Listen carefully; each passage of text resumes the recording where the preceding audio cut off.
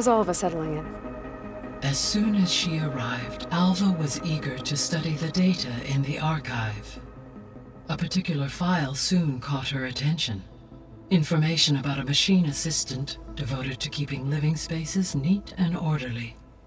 I informed her that once I am empowered with the abilities of HEPHAESTUS, I may be able to design such a machine.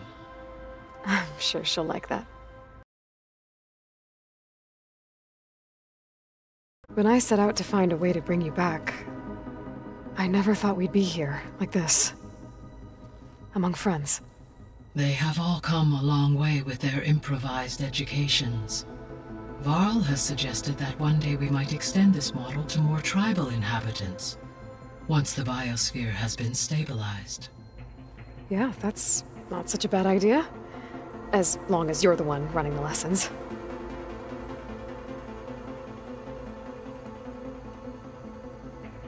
So, about Beta.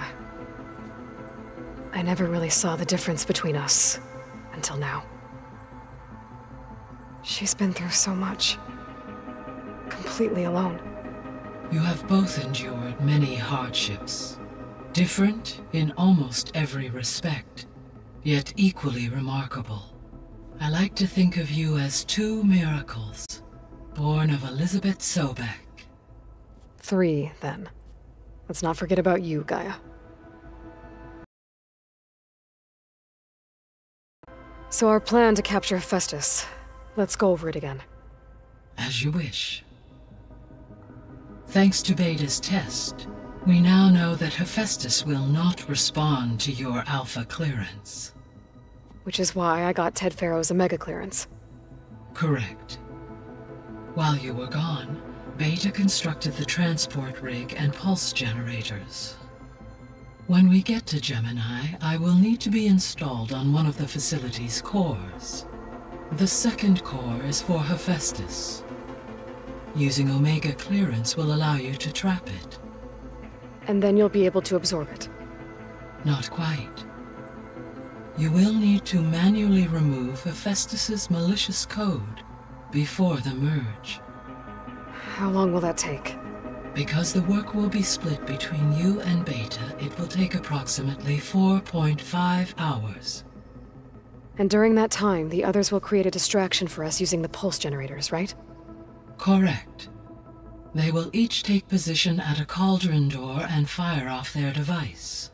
The energy surge should mask our activities until the merge is complete. And then we'll have everything we need to defeat the Zeniths. Sounds like a plan.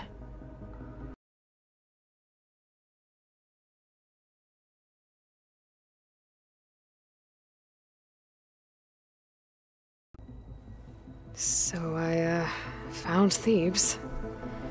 What do you think Ted would have done if his life extension... It seems, given that and his ability, I imagine he would have to worship him. Okay. Aside from Gaia Prime and Thebes, there was one other underground facility that was sealed before the Pharaoh Plague reached it. Elysium. Do you know? Might. Unknown. I found a bunch of records left by the team that designed this place. It was like they made a memorial for themselves, so that people in the future would remember them. During Zero Dawn's development, many staff wondered and reflected on what their legacy would be. Though this world did not end up as they imagined, I believe they would still be proud of its accomplishments, and they would be glad that someone found their stories. So what will happen to this place while we're at Gemini? All systems within this facility will continue to operate. As Minerva will no longer be masking this location, the facility will be exposed to detection. Though without my presence, it is unlikely to attract attention. Let's hope so. Gaia? What was Elizabeth like? Her presence is interwoven with my memories. The moment I came online, she was there. We exchanged greetings, names, then set to our task. It was the first of many conversations. I enjoyed being in her company, listening to her stories. She was my creator, my guide. Your friend. Yes. When I reviewed the data on your focus, I was saddened to learn of her fate. Though I am glad she made it home. I deeply wish she did not have to be alone. She was okay with that. She gave all of herself. Did all that she could. Thanks, Gaia.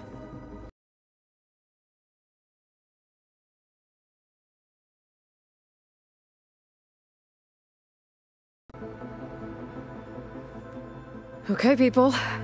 It's time to head out. I'll get everyone together.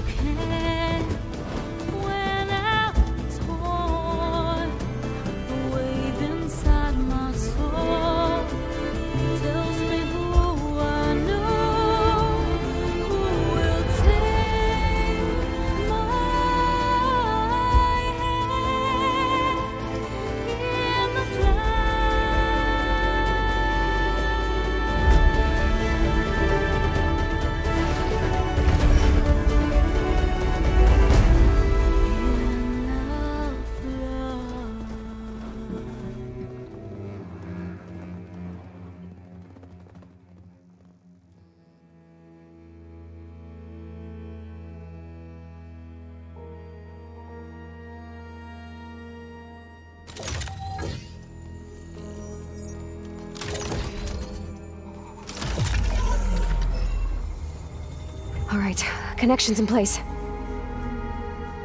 Booting up. Beta, Aloy. I am fully installed on this core and ready to connect to the Cauldron network. It's good to hear your voice.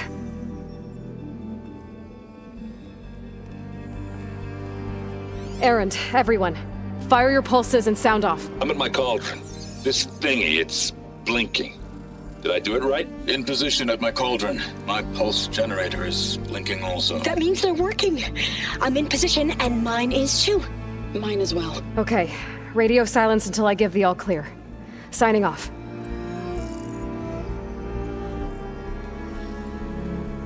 Gaia, let's cage the beast. Connecting to the Cauldron network now. Elizabeth Sobek, Alpha Prime, activating Omega clearance.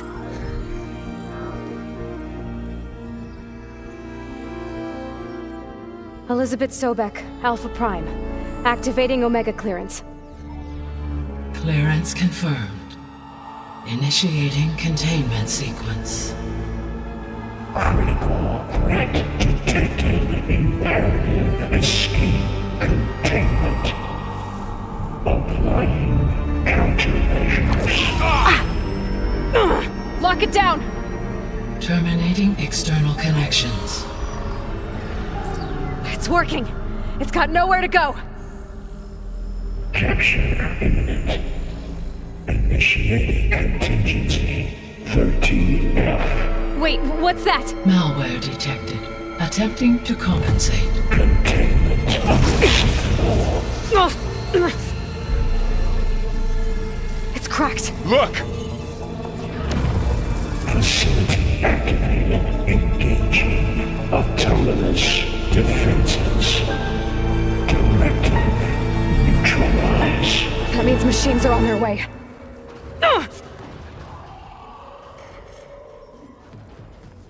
Get ready! Here they come!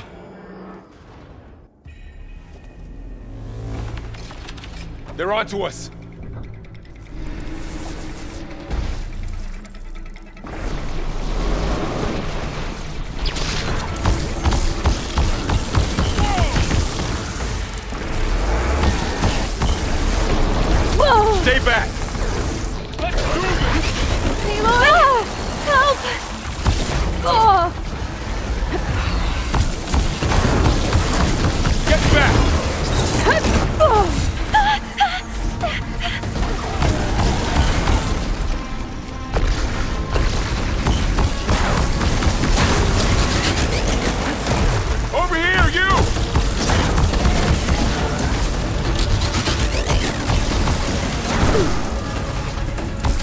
all of them for now. You two okay? Still breathing. Aloy, Hephaestus can't escape, but it must have fled. Deeper into the facility. I'll drive it back here. I'll get the cracked core fixed in the meantime. Keep her safe, Varl. On my life.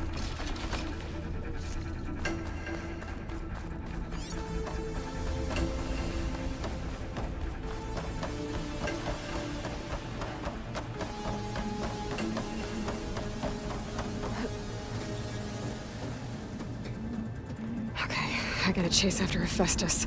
Force it out of wherever it's hiding. Make it retreat to the core.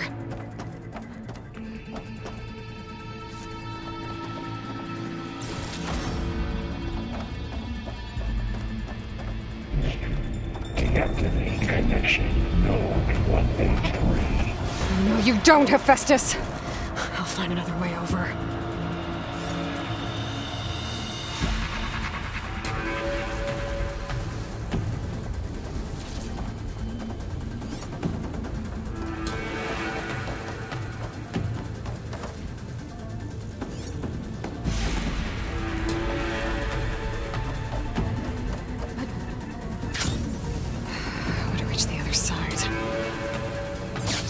Aloy, I'm patched into your focus feed. You should know there's a huge power draw coming from the next chamber. Thanks for the heads up. I'm almost there.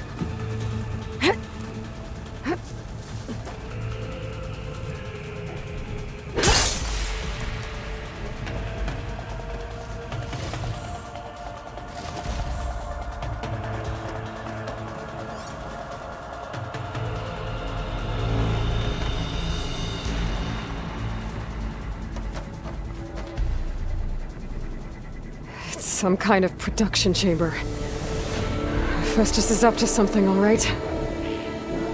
What kind of machine is it trying to build? I don't know, but I'm gonna shut it down. I bet those metal carriers will lead me to where it's getting materials from. I bet that's where Hephaestus is hiding, too.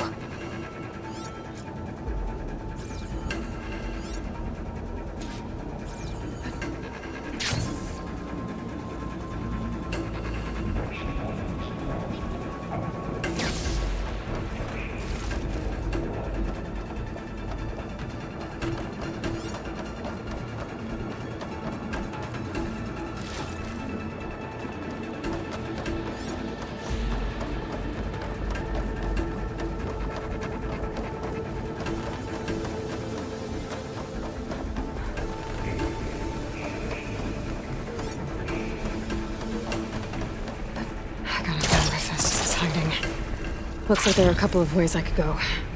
Deploy autonomous defenses to materials bank. Machines are making a beeline for another chamber. I better follow them. It's weird. They're not fighting back. Wherever they're going must be more important. Maybe Hephaestus changed their programming?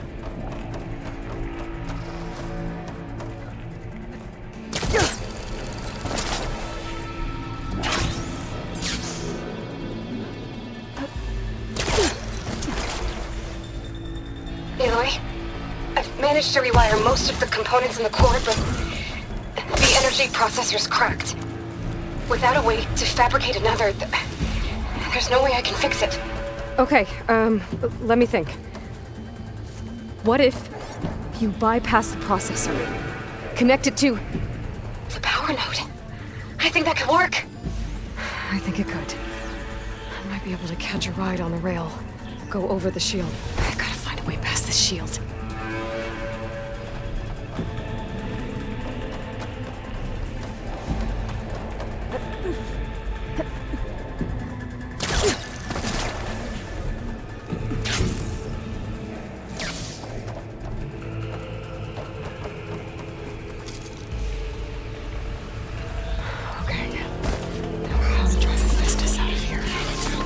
There should be a node you can override, near the central platform. Thanks. Maybe I should deal with these machines first.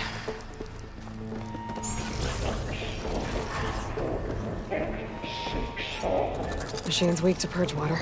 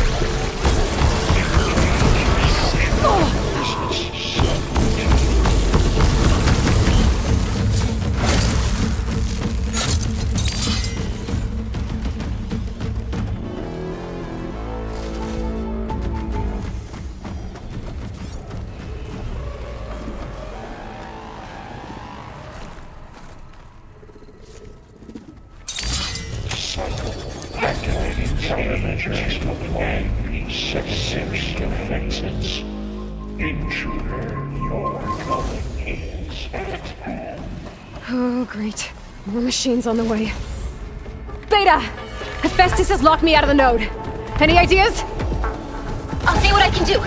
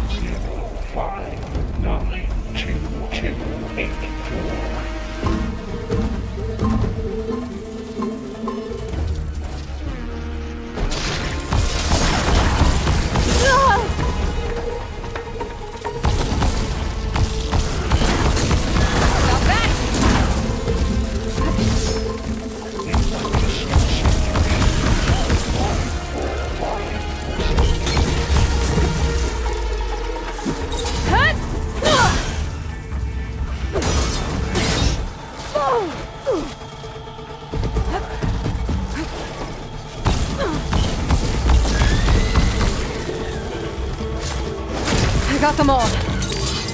I tapped into the core's network hub. I managed to disrupt Hephaestus' control of the node. You should be able to override it now. Nice. Thanks. Retreating general materials bay, Alex 5. It sounds like it fled to another chamber. Well, I'd better not get comfortable. Fail safes overridden. Great. Hephaestus covered the floor with lightning. I gotta find a way over it. Aloy! More machines keep coming! Please tell me you're getting close! I'm working on it. I've been smashing through a lot of machines on my side, too. I guess Aaron's missing out! Anyway, I'm making progress on the bypass, but I need something to hold the cycling module together. Maybe a ligament from one of the machine carcasses? Right? Or some luminous braiding. And you could reinforce it with a conversion cylinder. For increased connectivity! I think we can do this, Aloy.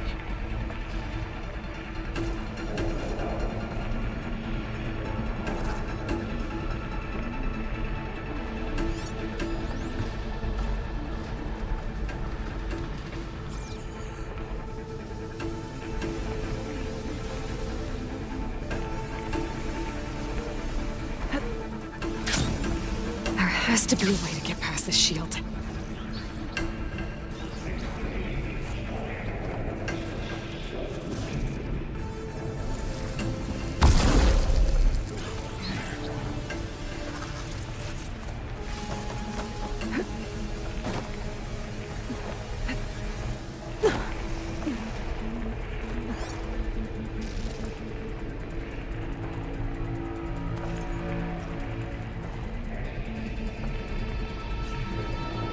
Maybe there's a way over the shield.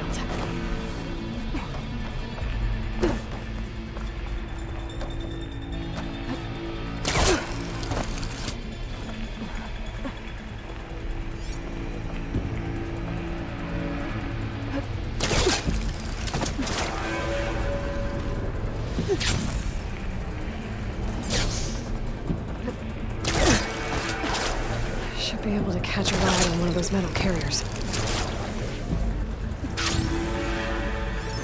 There's an opening at the top of the shield.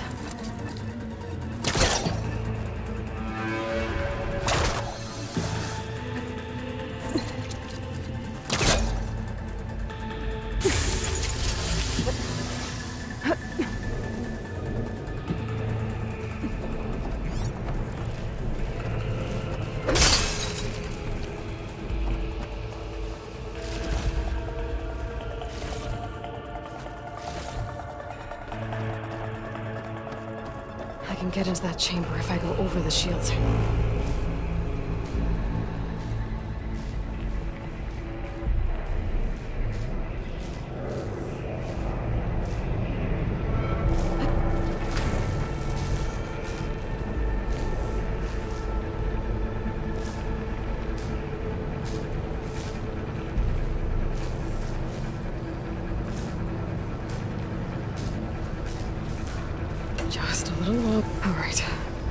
need to drive Hephaestus out of here. There should be another node to override. Got it.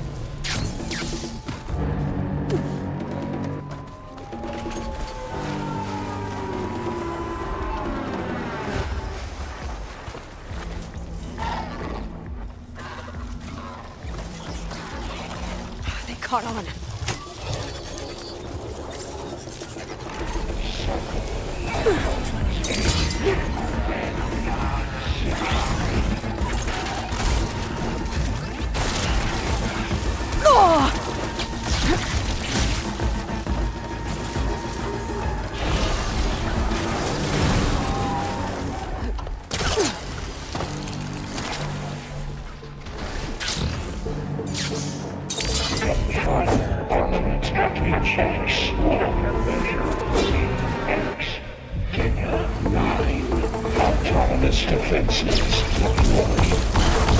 Oh, here we go again.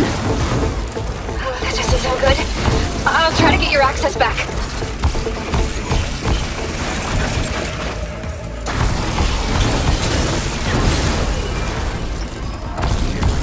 That's all. Materials. And there. Node access restored. Now you can override it. Good work. You did the heavy lifting.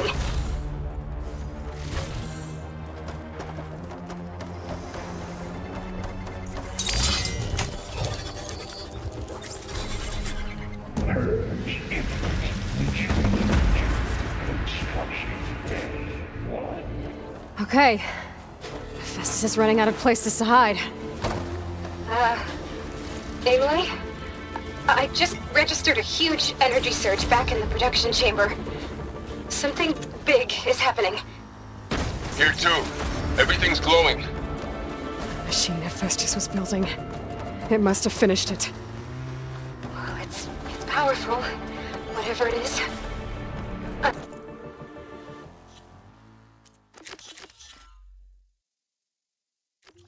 Almost done with the core repairs.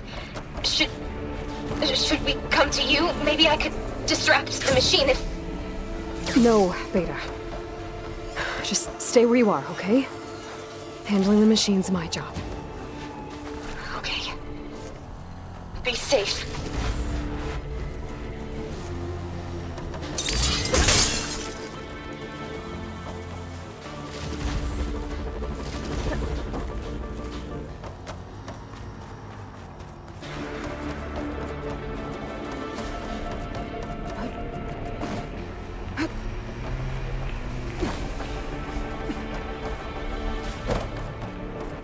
Intruder target.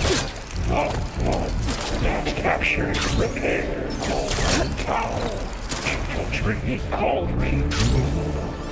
Served Cauldron Alpha. Seized Cauldron. Your interference will be terminated. Deploying priority. I should scan it first. Those things on its legs are glowing. I think I can take out its tail. Stop some of its attacks.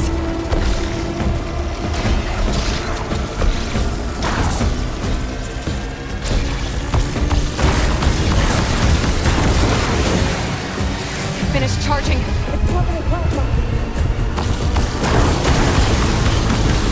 He got plasma on me. It's gonna explode any second. Maybe one of my potions can help.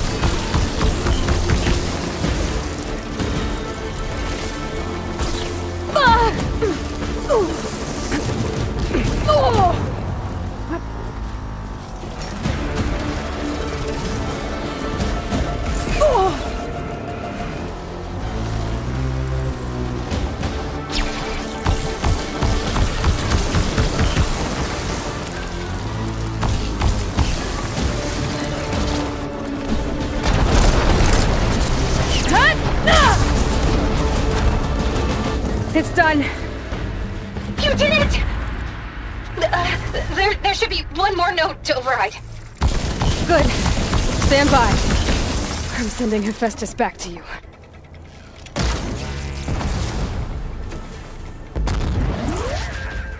This is coming with me.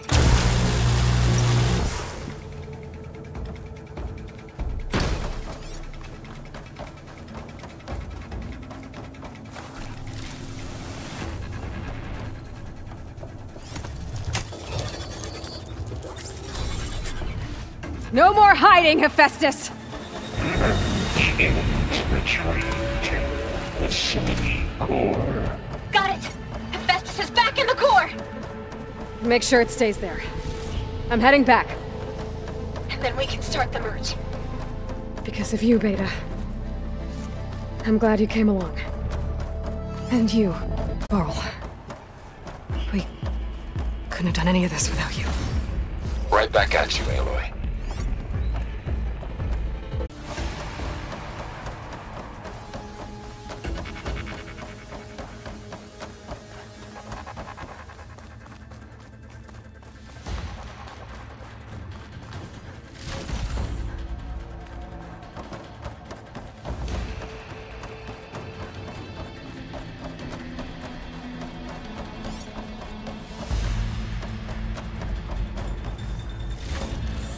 Stash this away for later.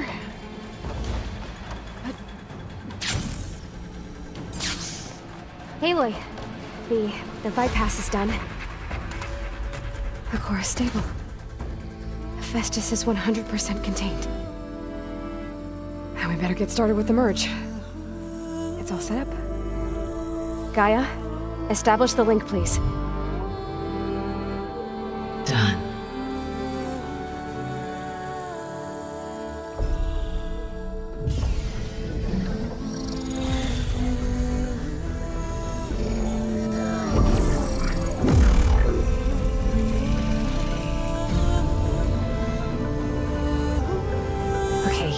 To complete the merge, we need to excise Hephaestus' malicious code. Carefully.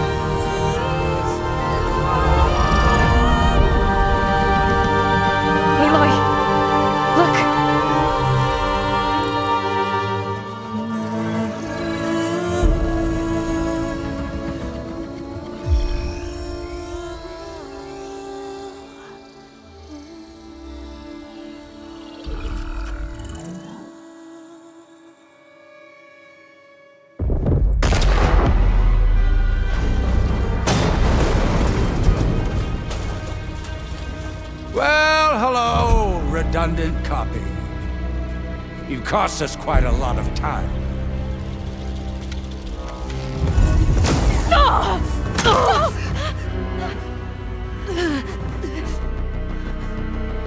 Eric, get Beta.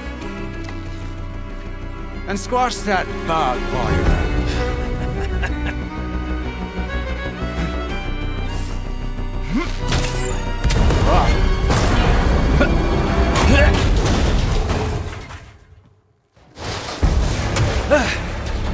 Ooh!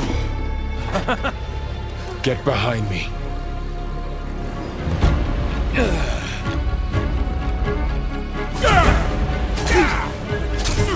Come on! Quit screwing around. Yeah, we're having fun, right? Aloy!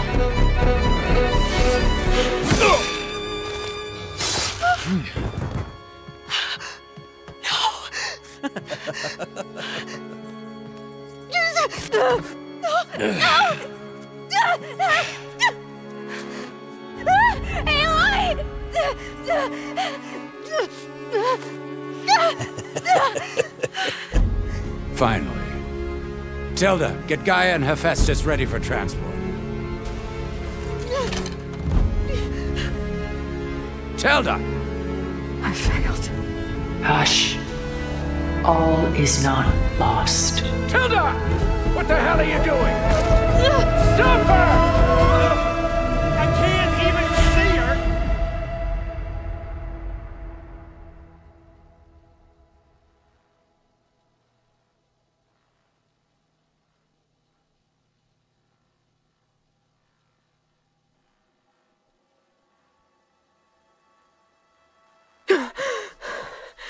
Beta.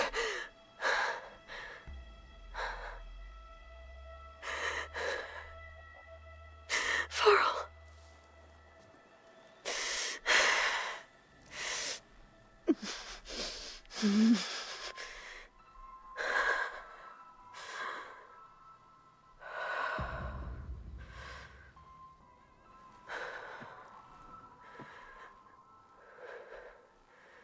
Where am I?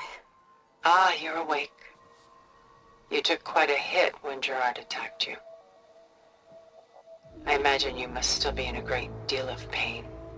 I can assure you that we are safe. The others can't detect us here. You mean the other Zeniths? You must be Tilda. I wasn't sure if Beta would have told you about me. Where is she? Alive. And while she isn't where she wants to be, not in urgent danger. We must discuss how to get her back, of course, after you've shaken off the cobwebs. When you're ready, take the stairs down the hall and come see me. In the meantime, I'll make breakfast. Breakfast. Okay.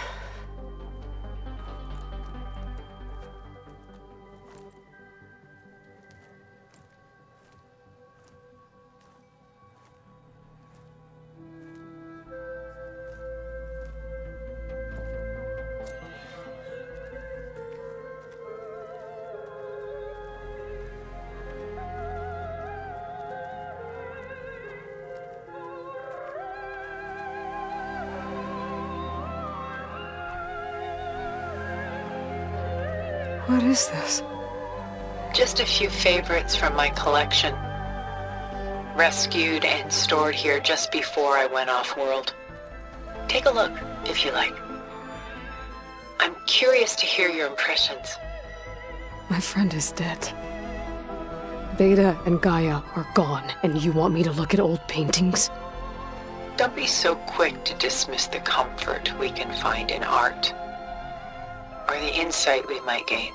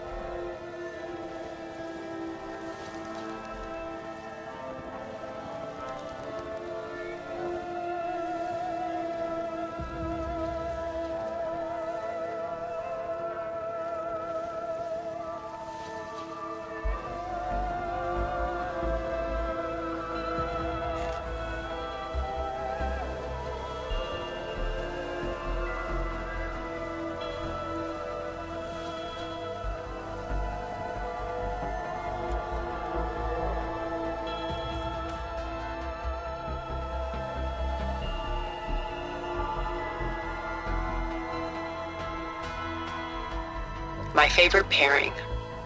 On the left is Woman Reading a Letter by Vermeer, a true master.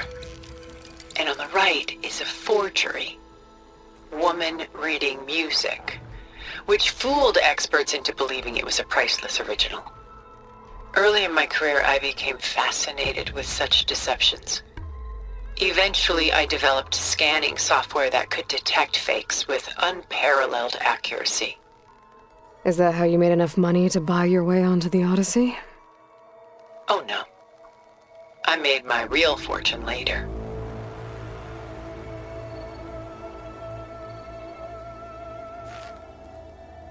Why do you keep the forgery?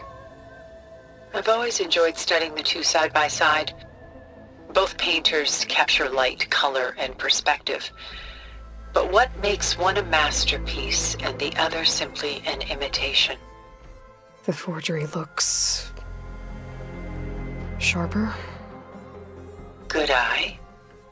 details are crisp, the contrast bold. It tells us more, and yet we feel less. What's in the letter? Who can say? What does the painting tell you? She's concerned. Whatever's written in the letter troubles her. A burden she can't put down. Fascinating. Why go through so much effort to make a fake masterpiece? The forger initially painted under his own name, but found little success.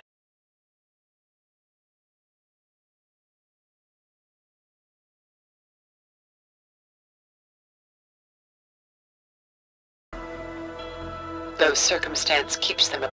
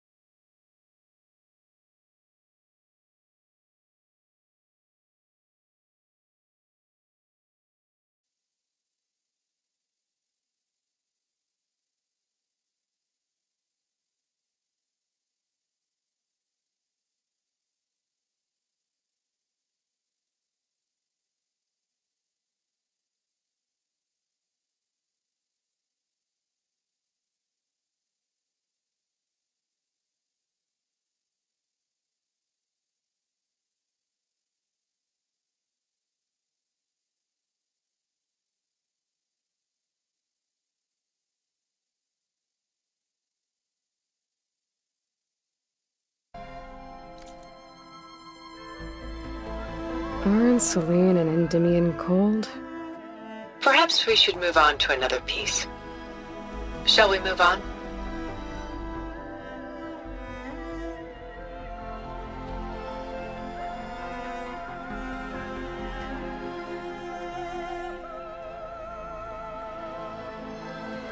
This is Rembrandt painting Jeremiah, a man in mourning. Mourning what? His home. The ancient city of Jerusalem. He foresaw its impending doom, but could do nothing to prevent it.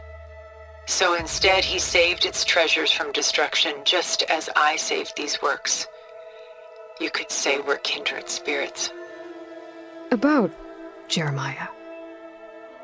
If he knew his home would be destroyed, why didn't he save the people? Why save those relics? He tried, but no one would listen to his warning, so he saved what he could. But how did he know? He was a prophet. He saw an army invade and destroy the city in a vision.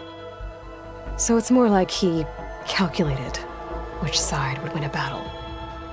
What matters is that he was right in the end. If not for him, all those wonders would have been lost forever. At least this way, some part of his world survived. You know what I like the most about this piece? Even though he's the sole survivor, his home in ruins, left with only the remnants of his world. The light keeps the shadows at bay. There's still hope. Precisely. Take as long as you like.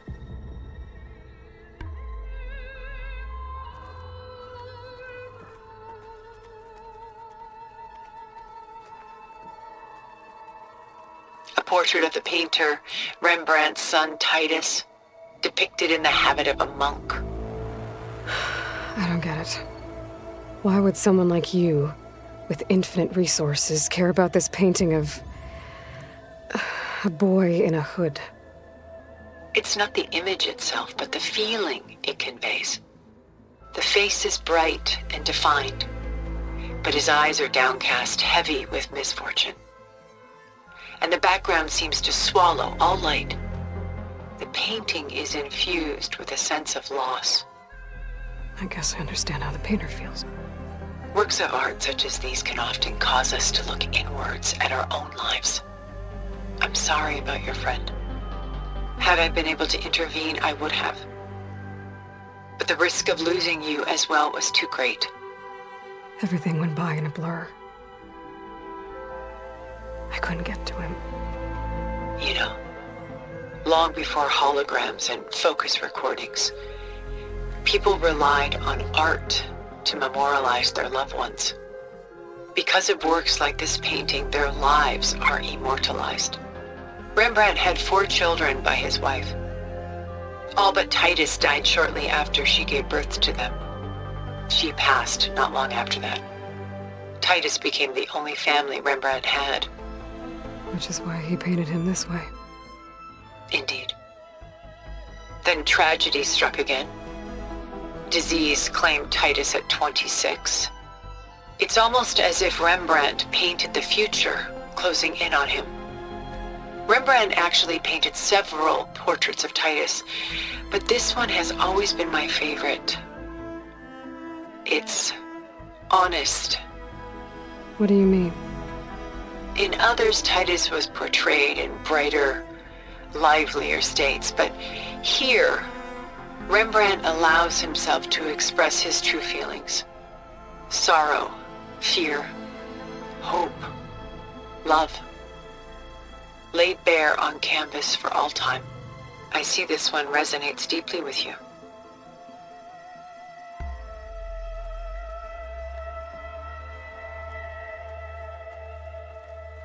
Rembrandt's The Night Watch, by far the most famous painting my homeland ever produced. It was commissioned to honor a militia made up of influential citizens. I guess you must have been an influential citizen. In my day. But not as influential as you've been in this new world. The militia. They look disorganized.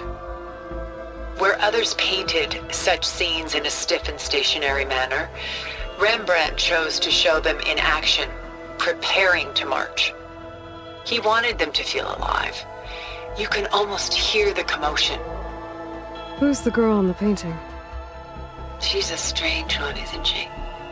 Bathed in light, though no one is paying attention to her. Many believe she's a symbol of the militia. A physical manifestation of their spirit, if you will. But she's not real? What's real in a painting? She's meant to represent the militia's virtue and victory. But I like to think they underestimate her. She looks as if she's seen something. What does she know? What secrets does she keep? There's so much detail to take in, isn't there?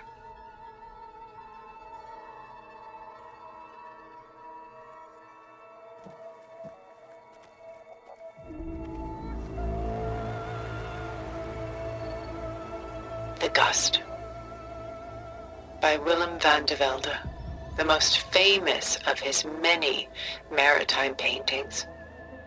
A ship crossing into the unknown. I guess you're familiar with that. Indeed, which is why I appreciate this composition in particular. Though waves and wind threaten to destroy the ship, it perseveres, clinging to the light even as darkness closes in all around it. Where is the ship going?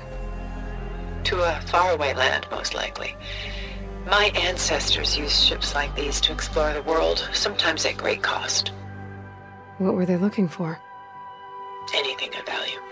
They were traders willing to face unknown dangers to make their fortunes. But no matter how far they went, they always turned their sails home. So this Van de Velde only painted ships? It was his specialty.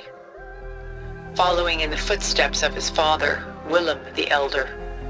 The two had quite a journey of their own, taking them all the way to the court of a foreign kingdom. Did they ever come home? No, but eventually their lives worked it. Take your time.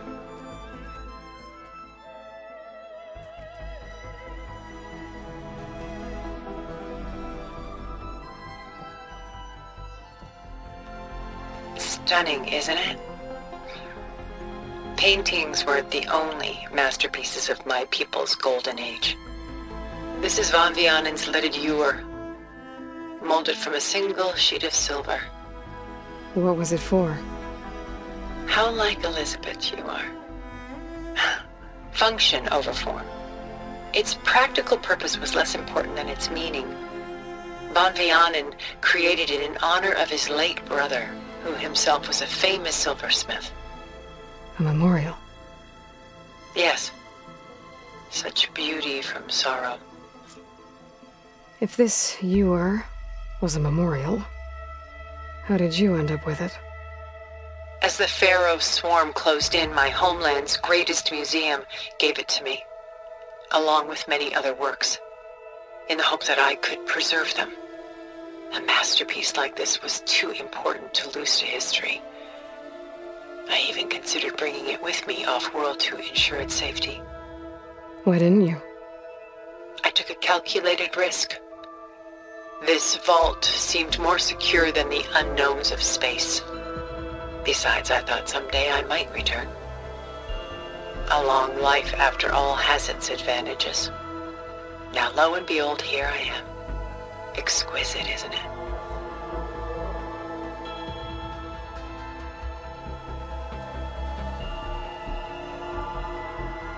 A lot of weight on his shoulders. I know the feeling. I should move on.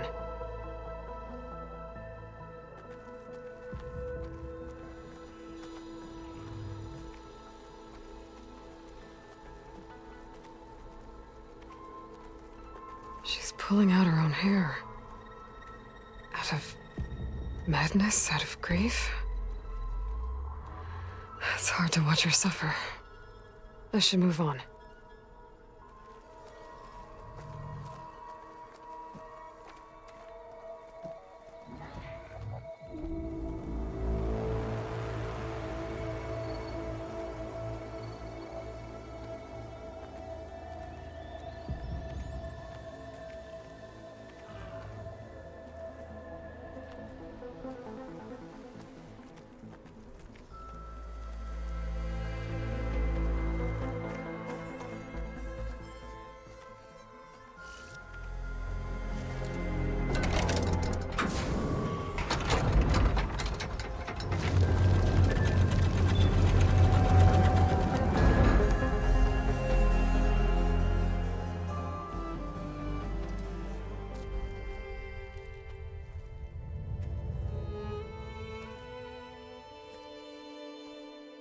There you are.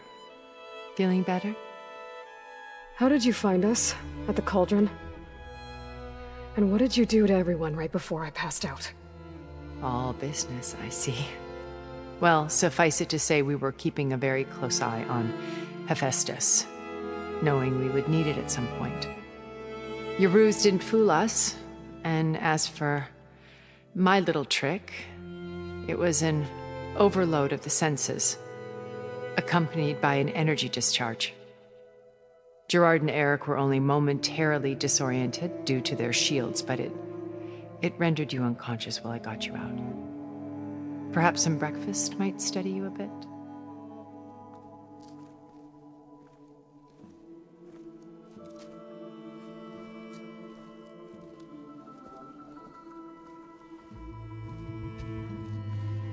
This was your house.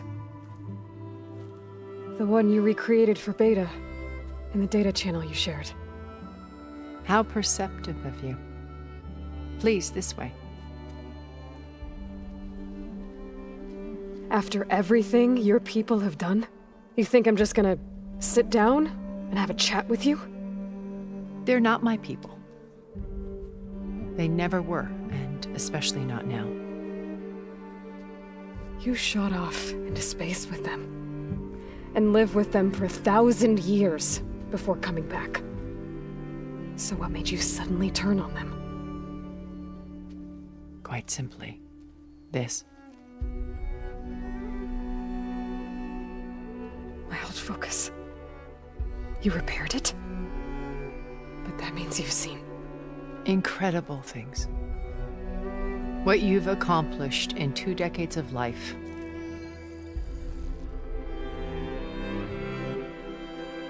A 1,000 years at my back and I haven't even come close.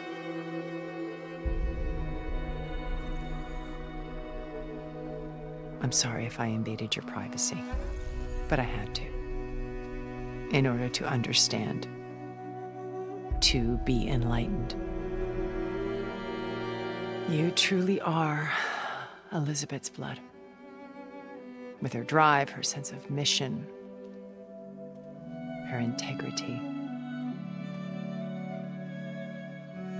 Watching all this shamed me for the company that I've kept. Having seen it, all I want is to help you. Even if it means stopping your friends? Especially so. Please, sit down.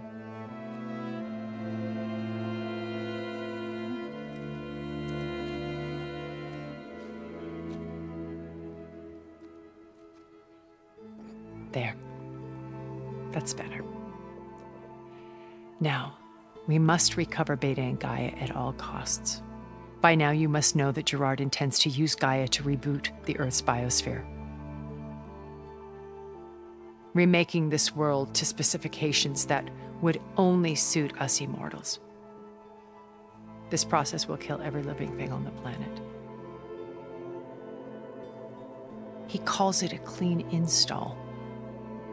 Not if I stop him first. Not if we do. And once he and the others are gone, we can work together to fulfill Elizabeth's dream. I'm sure Beta told you that there's a build of the Apollo database on board our ship. A complete collection of human knowledge. With that and Gaia, we could do everything Elizabeth wanted. Heal the biosphere, educate the people of this world, uplift them. Create the world she imagined.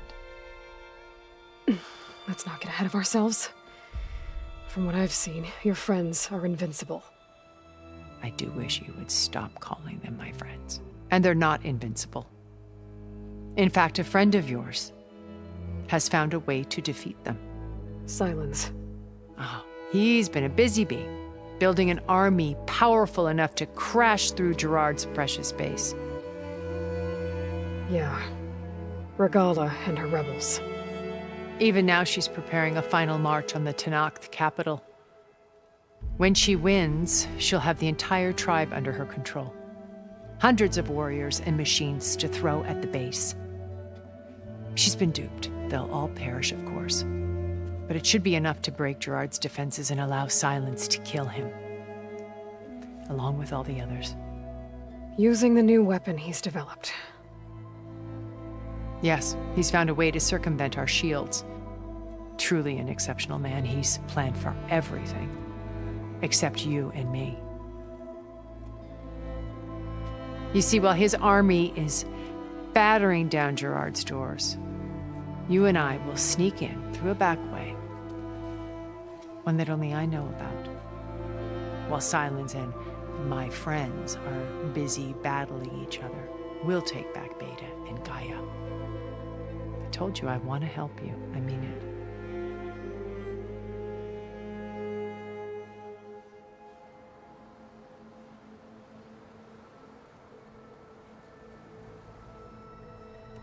You said Beta is not in urgent danger, so what are the Zeniths doing to her? Putting her to work.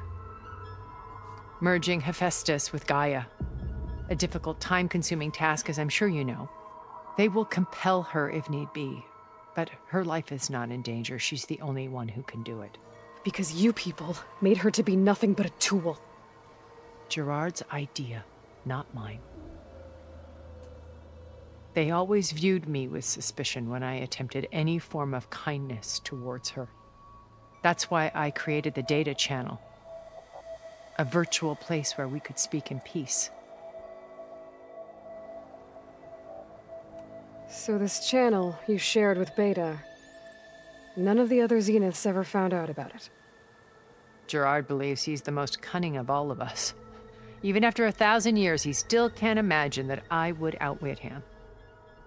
The channel allowed me to interact with Beta away from their mistrustful eyes. It offered us a chance to be ourselves. Until you cut off all contact. Yes.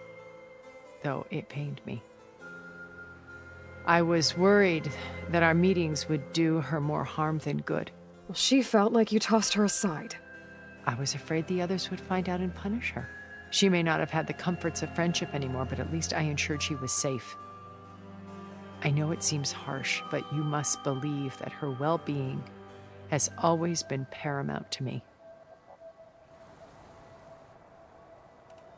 Why did you make the data channel look like this place? I built this house as a shelter to weather any storm. A safe place. Not just for me, but for the art stored below. Cultural artifacts of incalculable value. Truly some of the greatest achievements of human civilization. And you wanted Beta to see them? Yes. Her upbringing was so cold and technical. I thought if she could experience Vermeer and Rembrandt, it would bring something else into her life. A heritage every bit as valuable as the scientific and technical data being drummed into her. I'm sorry I had to cut off contact, but I'll never regret sharing this house with her. She needed its shelter even more than I did.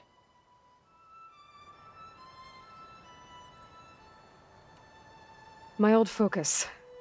How did you find it, let alone repair it?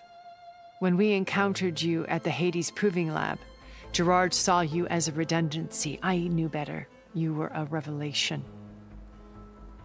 After your dramatic escape, bravo, by the way. Gerard and Eric assumed you were dead and gave up the hunt. I wasn't so sure. When the others were busy, I returned to the lab and searched for any trace of you. That's when I found this little treasure. Not easy to repair, but certainly worth the effort. As I watched your life unfold, you were like a splash of color on a worn canvas. What Liz was, and more. Did you show it to the others? Of course not. It was your actions that inspired me to defy them. It's worth noting that if I hadn't found it and watched its contents, I wouldn't have known to save you at the Cauldron. You'd be dead. So I should be grateful? If you like.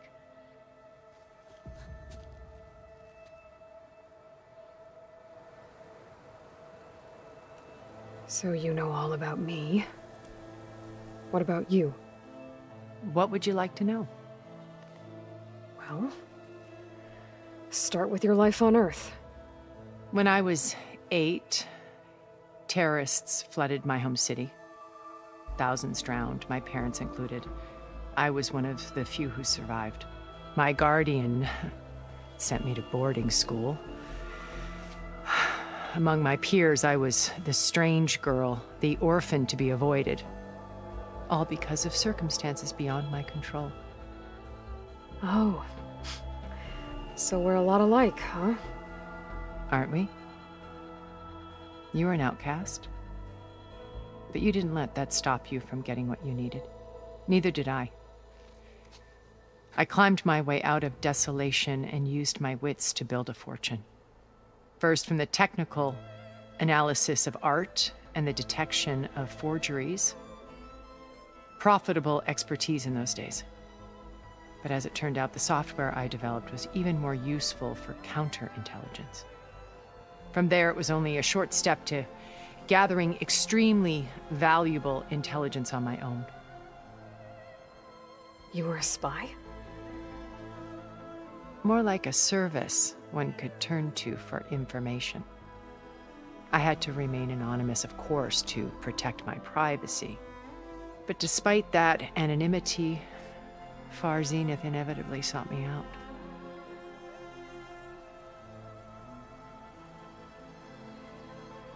What happened when Far Zenith approached you?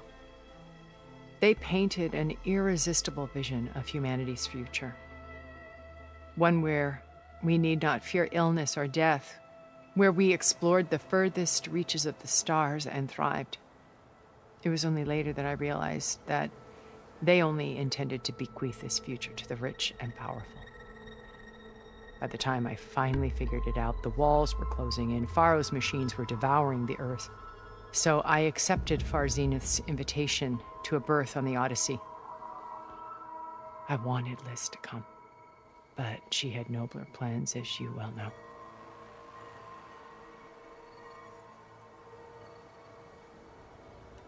So you didn't know the other Zeniths were monsters until it was too late? I knew some of them were, certainly. It wasn't until we were off-planet that I understood the true scope of their greed. I was grateful to simply be alive, but the others became obsessed with a kind of effortless immortality. They built a colony where machines serviced their every need, where any memory or fantasy could be endlessly savored in virtual reality. It wasn't life. It was stultifying, a pampered dream state. As the decades passed, I withdrew more and more, alone yet again, but this time with eons to consider my mistakes. Now finally, having met you, I feel like I have a second chance. To do what? Help you, of course. To fulfill Liz's dream, which isn't so different from Far Zenith's original vision. A better future for humanity.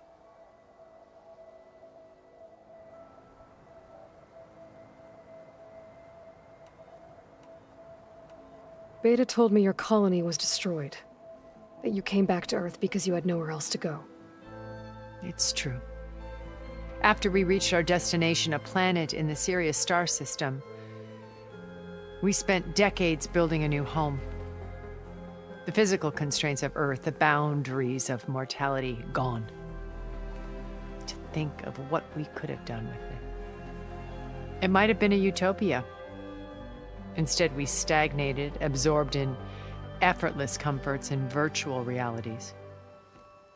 It took a cataclysm to finally yank us out of our stupor. What happened? A massive geological event. We knew of instabilities in the planet core, but we underestimated them. By the time the collapse was upon us, it was too late to stop it. Only a few of us made it to the ship in time. We set course for Earth, the only safe harbor left to us. Which you decided to make unsafe for anyone else. Not me. Gerard. He believes it's better to wipe the canvas clean than work around the smudges. No more primitive tribes, no more combat machines, only a blank slate to do with as he pleases. But we will stop him. All we have to do is get into that base. What exactly is your plan to sneak into the Zenith base? We will make use of a lesson I learned from an early age.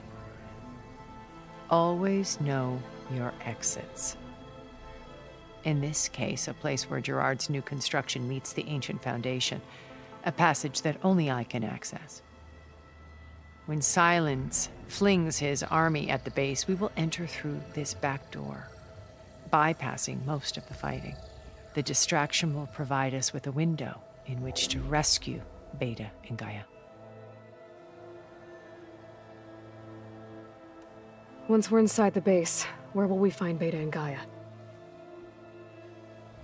Here in the command center. By then, Gaia will have been reunited with all of its subordinate functions, including HEPHAESTUS. What about the alpha build of Apollo on your ship? A simple matter of recovery once the others have been dealt with. With that in hand, we'll have everything we need to make this world as it should be.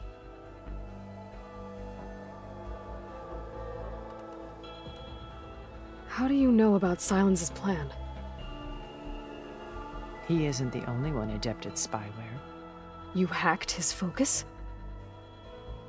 No, he's too careful for that. But his subordinates? Not so much. He gave additional focuses to the tribals he branded the Sons of Prometheus. The ones working with Regala. By tapping their focuses, I learned about most of his dealings. The distribution of awry technology, the arming of Tanakh rebels, and the secret pact with Regala to attack Gerard's base. But how did he come up with a weapon that can take down your shields? That's the one thing I haven't been able to figure out, but however he did it, I'm quite certain it will work. With it in the Tenakth army, victory seems to be within his grasp. Such a shame he'll be disappointed. Regala's only interested in killing Hekarro and waging war on the Karja. What does she have to gain by attacking Zeniths? It's the price she must pay for her war. Without the ability to override machines, her little rebellion would have languished in the desert. So she trades with the Sons of Prometheus. Machines to help her overthrow Hekarro. In exchange for an assault on the base. Pride has deluded her into thinking she can actually survive such a battle. And all without ever knowing who the Sons of Prometheus really answer to. Yet for all of Silence's brilliance, still he underestimates you. That blind spot is what will allow us to take Beta and Gaia right out from under him. While hundreds of Tenakth are cut down outside. So you knew Elizabeth. What was she like? Liz was everything she was. I see in you. And more. Your ingenuity, your determination, your moral compass. You've managed to distill her greatest qualities and make them your own. I'm not asking about me. Tell me about Elizabeth. What was she really like? The honest answer is that I don't actually know. For all the time that I spent with her, she always kept a part of herself locked away. It was like that from the moment we met.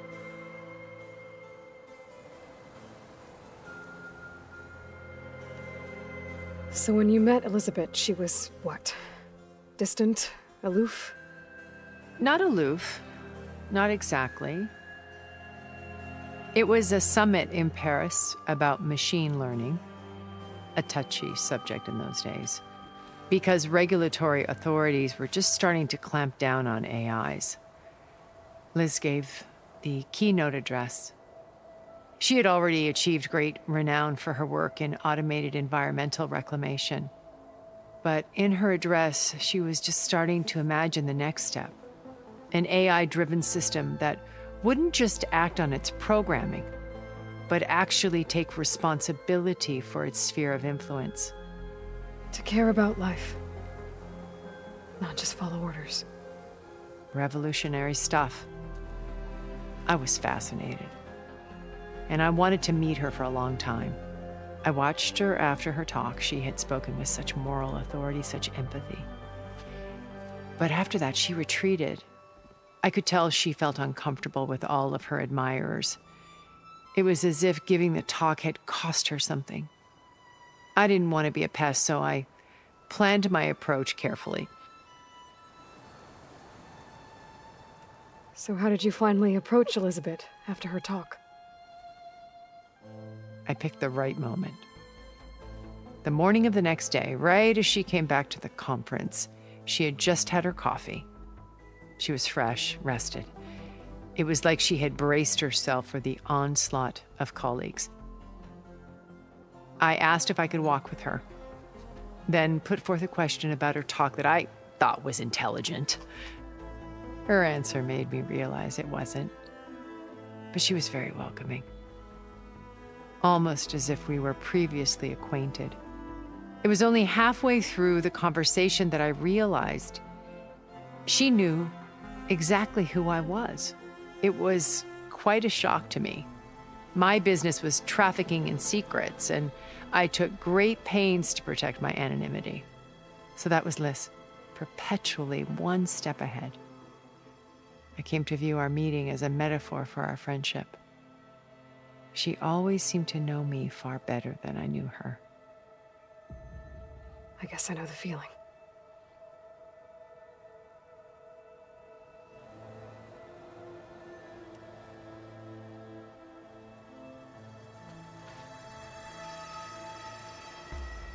First Varl. Now Hekarro and the Tenakth. Your plan would wipe out an entire tribe. be another way. We are in an admittedly desperate situation, but I assure you there isn't. Remember Zero Dawn. Elizabeth's sacrifice. Sometimes many have to die for a new world to grow. If it looks impossible, look deeper. Wait. The data channel. It still exists, doesn't it? I need you to open it. Let me talk to Beta. Impossible. We might be detected. It's worth the risk. There is another way, one where the Tenakth survive. But we won't. If the others... If you want to help, open it.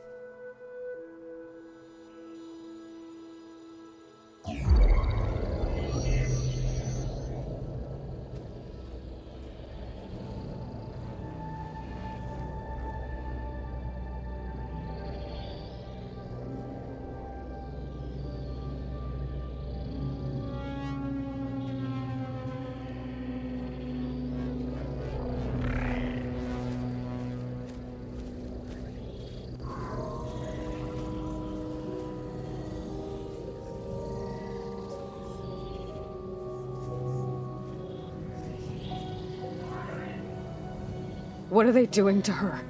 Virtual reality dissociation. The manual merge of HEPHAESTUS will take hours upon hours of tedious micromanagement. If she resists the work, they run simulations to induce feelings of isolation and despair.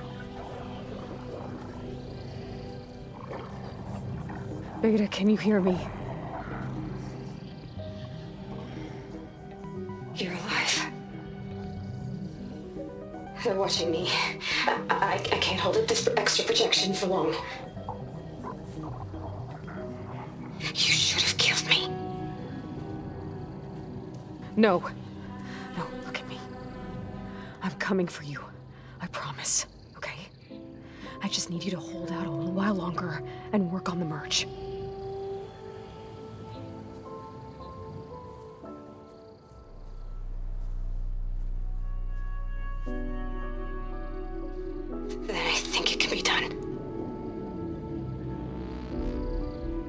Contact again when it's time. Can you hold on?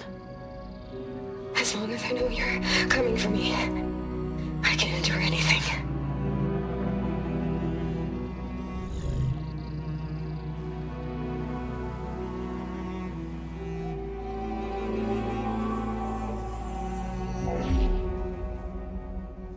All right.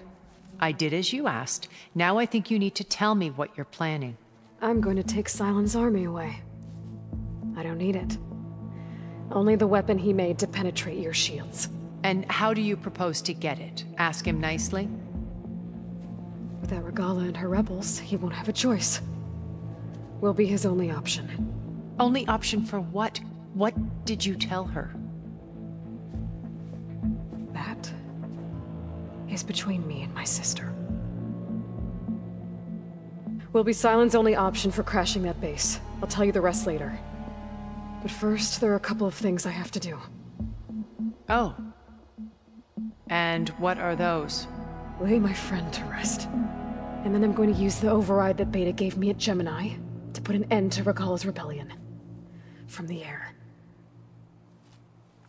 Wait. Since you insist on doing things your way, I know of something that will truly help you make a grand entrance with the Tenakth. The ancient Horus Titans still possess electromagnetic energy cells as part of their arsenal. Drop one of those on Regala's army and they'll receive quite a surprise.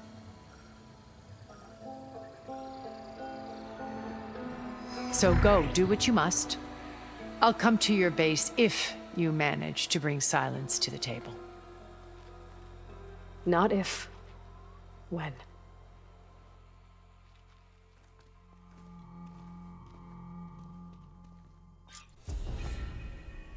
Erend, are you there? Aloy! Aloy, is that really you? Yeah, it's me.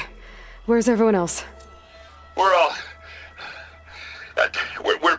voice. What happened? It might be easier to explain in person. I'll try to join you there when I can. Okay. We'll wait here for you. It's good to hear your voice, Aloy.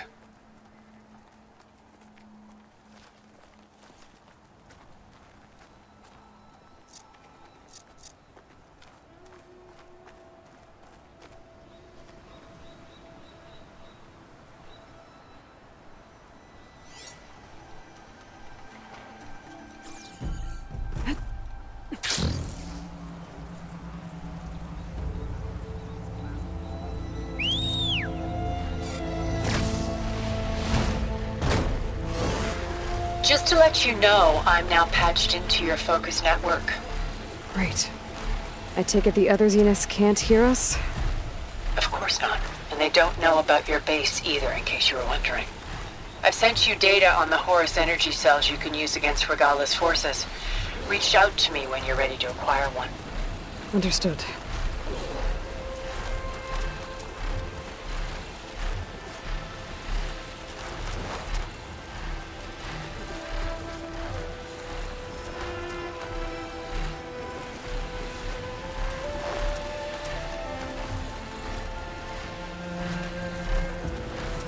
As this is, I'd better head back.